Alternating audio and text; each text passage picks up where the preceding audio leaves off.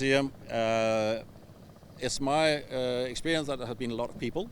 And when I have been there, I have not been there all the time, but when I have been there, there's always been people coming asking, and we're telling about the voyage and the Vikings and relationship between the Vikings and Miklagard or Istanbul back in the days, how we were, working together, we do trading together.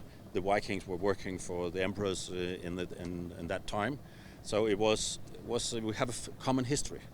And I don't think that most Turkish people are aware of that historic connection to the Nordic. So it's quite interesting. They say, "Oh, is that right?" And they get interested, and we can talk about the Vikings and Turkey. It's pretty interesting. And it's a proper Viking ship, So they can get on the Viking ship. They can stand by the rudder here and then take selfies, and they can say, "Oh, can it smell?" When you're on the ship, you can smell the tar, the wood, and it's probably the same smell you had on a Viking ship 1,000 years ago. So it's like a very genuine experience, right? And the children, I always said to children, smell.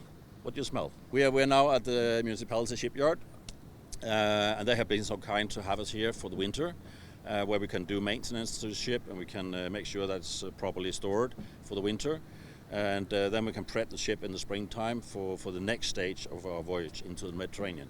Yeah. So we'll stay here for half a year. We will come back in April, I think, March, April.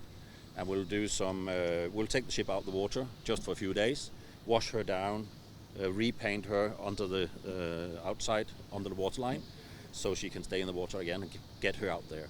Because she's a wooden boat. She's made of oak and pine tree, and she loves to be in water. Because if she's in the sun, out of water, she will dry out and crack, and we don't want that. Yeah, we have this subtitle to our voyage called Follow the Vikings. So we're trying to figure out where were the Vikings in the Mediterranean, and we'll try to visit those places to see if we can find evidence that they were there. Officials, archaeologists, historians, all those kind of people who knows what happened, and we can go there with the ship and tell people the story about the Vikings, that we are back.